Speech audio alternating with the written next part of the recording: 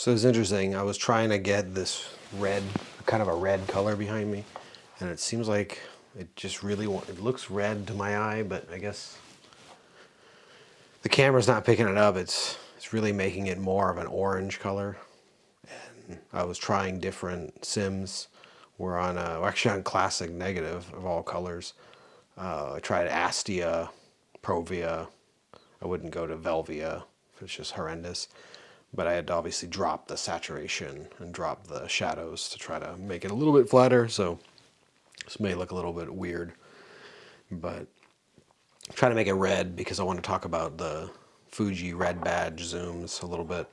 I don't own any of them, never have owned any of them, but I've had kind of I guess a curiosity about getting originally the 16 to 55 2.8. I've kind of gone back and forth over that one. I'd actually, I don't know if it was pre-ordered it or, yeah, I guess I had pre-ordered it when it first was announced, and then I canceled my pre-order before it ever shipped. I'd forgotten about that, but I was going through old emails the other day and found that. And I guess the 50 to 140 I'd never been too serious about, but the 100 to 400 I've had kind of bouts of wanting it and looking at it, especially when it was on sales. More recently, there was one on eBay I was looking at a few months ago. And, I keep thinking, because it's a red badge, it must be amazing, and kind of get hung up on that. But they're huge, they're big, they're heavy, they're, they're like full frame size lenses, basically. And I think when it comes down to it, with the Fujis, I'm more about the size, and the APS-C system was about the compactness. I'm shooting this on the 23mm Fujicron f2, and I liked all the Fujicrons. The 35 I've had a really long time. 50 I got I don't know, a couple years ago, 2-3 years ago, almost not too long after. I got the XH1 in 2019 in January, and then later that year I got the 50mm f2, and then I got the XC3 like right around the same time. So I've had it since maybe the first quarter of 2019. Really love that lens. That's an awesome lens. That's one of my favorites next to the 16-1.4.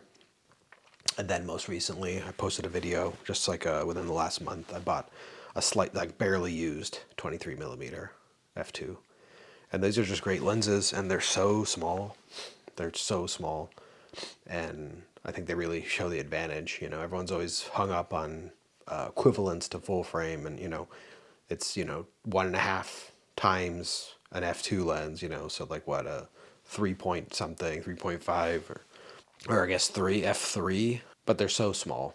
Like I don't want the equivalent. I'm not trying to equivalent them to a full frame lens. I'm just enjoying the fact that they're a really tiny, compact, quick focusing, virtually silent focusing f2 lens. F2 light gathering on APS-C, and the ergos, everything's perfect. And I love those. The 16-1.4 is a bit bigger, but its output's worth its size. I love it's still kind of like a shorter, girthier lens, and I have the fancy metal Fuji hood that kind of mounts on as a slip-on cap.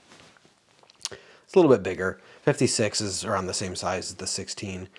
With the hood, the plastic hood, it's pretty long, but it's not weather resistant, and it has the weird, older focus motor, and it's noisy, but it's like a specialty lens. I use it for family portraits, like when we do a Christmas card photo every year, or, if I'm trying to specifically take portraits of my kids, like for like a school celebration or something like that. And it works well for that. But the main lenses I use are those 3 Fujicrons, and then the zooms I have are the 18 to 55 2.8 to 4 kit lens that I got with my XC3, and then I've had the 55 to 200 forever, and they're nice, and they're small because they're an APS-C sized lens. So obviously the equivalent is different, but if you're not concerned about equivalence like me, the 18 to 55 is quite a compact lens. It's still a 2.8 in the wide end. It has OIS. And yeah, it's only f4 and you zoom it in, but f4 is not super slow. And at 55, it has decent bokeh, especially if you focus closer. if you get like a tight like portrait on the face, it can look pretty nice. So I just think it's versatile. I've really enjoyed it with the XE3, especially for little trips, like family trips and stuff. If I just don't want to bring a big camera, I bring the XE3 with that. But I've noticed even on this T4, it works really well with the whole dual stabilization. 55 to 200, I used to use it more than I do now, but it's my long range lens. I often use it at 200, and it works well for that. It does have OIS. It's pretty compact. The build's pretty nice, and it's obviously neither of these lenses have weather resistance. But I guess what I was thinking about was my complaint the other day about this T4 and its IBIS maybe. Sorry, its weather resistance maybe not being the best. You know, if I'm maybe a little nervous about it getting water anyway, then if I use those zooms, it doesn't really matter because I won't want to get the camera wet to begin with. I could see myself maybe getting a little bit wet and a little, like a really light rain with the Fujicrons, these weather resistant lenses, but I don't see myself taking this camera in crazy rain because of my fear with the battery door. So I could use those zooms. And I guess what really kind of made me click is, the beyond the high price of those red badge lenses, they're very expensive and they're big, but I don't know, they just kind of defy the whole point to me of the smaller system. They're getting into the sizing of a full frame lens, and I don't know, the 50 to 140 maybe is the least problematic there because I would say it's smaller than a 7200 because people will say it's not a equivalent full frame 2.8, so it's more like a full frame 7200 f4, but whatever.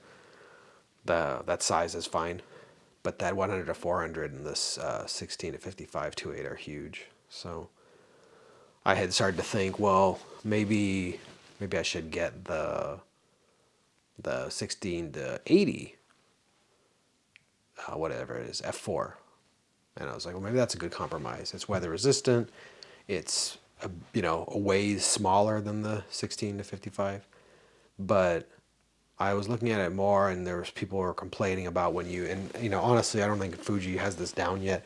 But if you are filming, especially with the older, like the XH1 and the XE3, and you zoom in, and so definitely with the old cameras like the XE3 and XH1, when you zoom in while filming, it can't keep focus. Both the 1855 and the 55 to 200. But I noticed with the XT4, at least with the 18 to 55, I need to try a couple things. I need to try the 55 to 200 with the XT4 filming while zooming in. But I also need to do that while on boost mode because it seems like these linear motor lenses, and I'll get more to this linear motor concern in a second, it seems like the linear motor allowed with the newer focus or the processor and its focus algorithms can sort of deal with it better. But it seems like even on these new cameras like the T4, that 16 to 80 has problems. There's many videos on YouTube talking about it. And I was trying to think, why is that? Why would this newer lens have problems? And I think it was a written review. No, was it a written review? Or it was the description of a video I was watching. They made a comment about how in the video they said it has a linear motor, but they realized it doesn't have a linear motor. It must have a stepping motor. I was like, what? So I went out to B&H and I was looking at all the lenses, and I'll throw up some, pictures if you look at closely at the detailed specs. But if you look at the front of the lens in photos, the 16 to 80 f4 does not say LM. It's not a linear motor lens. I find that very peculiar because if you look at the Fuji zooms, every single one has a linear motor except the 10 to 24, assume both versions, but definitely the current weather resistant version. The 16 to 80, and then the XC lenses. So the XCs don't matter. Those are those cheap Fuji lenses that don't have aperture rings. So those kind of get disqualified because they're trying to make them budget. But why? And maybe I'm not sure. I guess if I own the 1024 or was considering buying it, I would be concerned too, but I'm not. And it's a wide angle lens, so maybe, it doesn't need as fast of focus because it's just easy to focus anyway. But why did they not put a linear motor in the 16 to 80? Is it a size thing? Because it's obviously inferior. having a stepping motor over linear motor. Linear motors can focus smoother and quicker. The stepping motor steps, as they call it. You know, you can make them pretty good. Canon's STMs were, you know, reasonable, but that's very peculiar. Cost savings, like what was it? Because that lens is, you know, like only $100 more than the 18 to 55. But that really kind of set me off. That I'm like, well, that's this problem I'm seeing in videos where it likes when you zoom in from 16 to 80, it like just goes crazy. It's like pulsing and all insane. And generally, you know, I wouldn't do that with Fuji's because they just can't handle it. But it's not even like it's a firmware thing. Like it seems to be a mechanical problem because it doesn't have a linear motor, and that's very concerning. So that kind of killed that lens. That was like my, well, maybe I'll get that lens instead. So I think where I'm at is I don't want the red badge 16 to 55 because it's huge, and I don't want the 16 to 80 because it's inferior. It doesn't have it has a stepping motor instead of linear motor, and to me that's screwed up. So I'm kind of left with my 18 to 55. Great, I already own it, so I don't need to worry about spending money. But it's odd that Fuji kind of swept that under the rug. It doesn't tell anybody why are only two of the, you know, high-end R lenses have no linear motor and have stepping motors, especially the 10 to 24 being a newer version. Why they not replace the motor, and then the 16 to 80. So good for me. I don't need to buy another lens, but it's very weird that Fuji did that. So it's just some thoughts I had. I think I've talked myself out of the red badge Fuji zooms for a while. Very expensive, so it's easy to not want to buy them. But I think it just don't make sense. And I guess either the 16 to 80 doesn't make sense either. So I think for the zooms, I'm going to stick with what I got. And I got all the primes I want. Got all my Fuji crons and the 16 1.4 and 56 1.2. So, you know, and I have my 80 millimeter macro. So I think I need to just focus on using what I got because I got lenses to cover everything. And maybe if I ever find myself needing a really long lens and I am actually actively shooting my 55 to 200 at its 200 millimeter and it's not enough, I could consider something else. But I think I'll wait to see what the next big Fuji telephoto zoom is, because I think the current 100 to 400 maybe isn't their best, and they may have something better coming down the pike.